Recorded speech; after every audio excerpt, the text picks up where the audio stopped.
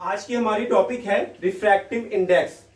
Basically refractive index एक ऐसी physical quantity है जिससे हम ये पता करते हैं कि जब एक मीडियम से दूसरे मीडियम में लाइट रे ट्रैवल करती है तो कितना बेंड होती है।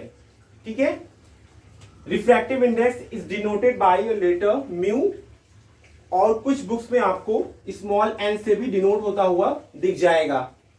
रिफ्रैक्टिव इंडेक्स की कोई यूनिट नहीं होती बिकॉज ये एक रेशियो है। किसका रेशियो है? Speed of light in a medium m1। कोई सपोज एक मीडियम है जिसको हमने m1 नाम दे दिया, उसमें स्पीड ऑफ लाइट क्या है और स्पीड ऑफ लाइट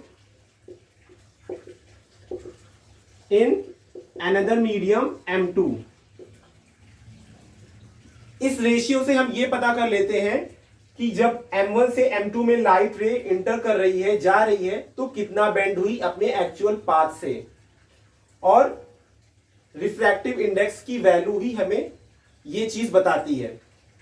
जिस मीडियम का रिफ्रैक्टिव इंडेक्स जितना ज्यादा होता है उसका मतलब ये होता है कि उस मीडियम में लाइट रे उतनी ही स्लो स्पीड के साथ ट्रैवल करेगी।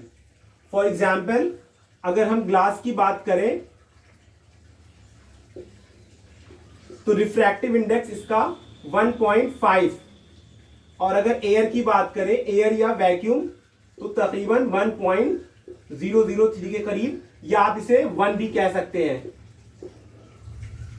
तो अब आप यहां पे कंपेयर करें दोनों को।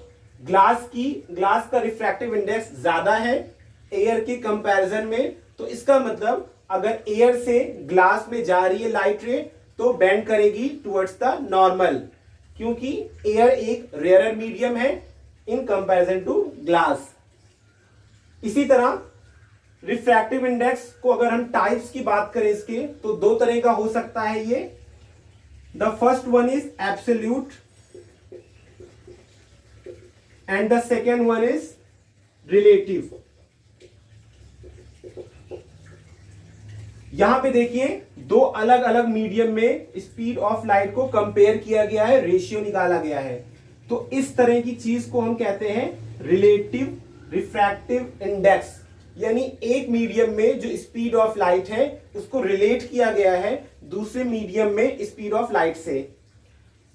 वहीं दूसरी तरफ एब्सोल्यूट रिफ्रैक्टिव इंडेक्स वो रिफ्रैक्टिव इंडेक्स होता है जब हम किसी मीडियम में जो स्पीड ऑफ लाइट है, सपोज स्मॉल v, का कंपैरिजन हम speed of light in vacuum से करते हैं। c क्या है हमारा? Speed of light in vacuum.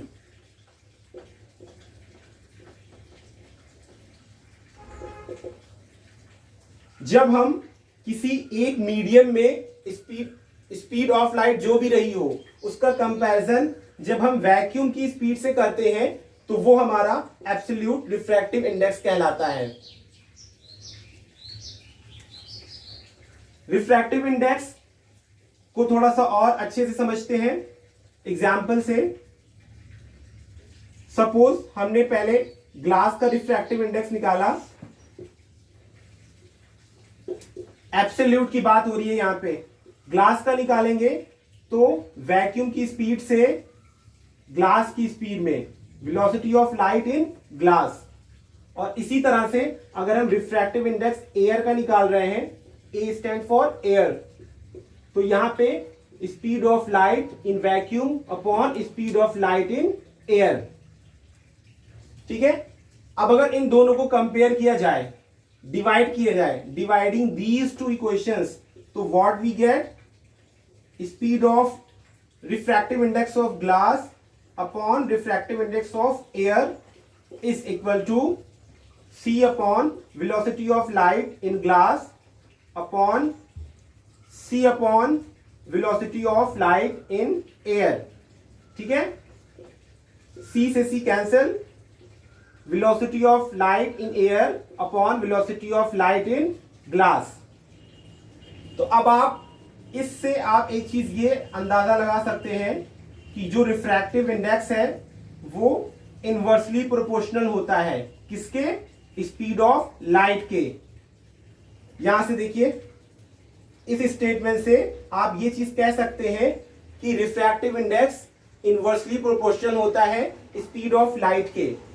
अगर किसी मीडियम का रिफ्रैक्टिव इंडेक्स ज्यादा है, बढ़ा हुआ है, तो उस मीडियम में स्पीड ऑफ लाइट वो कम होगी। ठीक है। और अगर किसी मीडियम का रिफ्रैक्टिव इंडेक्स कम है तो वहां पे स्पीड ऑफ लाइट ज्यादा होगी कंपैरेटिवली। अच्छा, एक बात और, क्या कभी रिफ्रैक्टिव इंडेक्स की वैल्यू 1 से छोटी हो सकती है? Answer is no. Refractive index की वैल्यू हमेशा या तो 1 होगी या फिर ग्रेटर देन 1। हाउ? देखिए, आप यहां पे कोई सा भी मीडियम ले लीजिए, ग्लास के अलावा आप कोई सा भी मीडियम ले लीजिए, और उस मीडियम में जो वेलोसिटी ऑफ लाइट होगी वो वैक्यूम की स्पीड से तो नहीं बढ़ सकती। भाई, स्पीड ऑफ लाइट जो वैक्यूम में होती है वो मैक्सिमम होती है। जो सी की वैल्यू है, इससे ज्यादा स्पीड ऑफ लाइट हो ही नहीं सकती किसी भी मीडियम में। तो ओवरऑल यहां पे जो न्यूमरेटर है यही बड़ा रहेगा और ये छोटा रहेगा, और रिजल्ट ये निकलेगा कि ये वैल्यू या तो 1 होगी या फिर greater than 1। Greater than 1। Okay.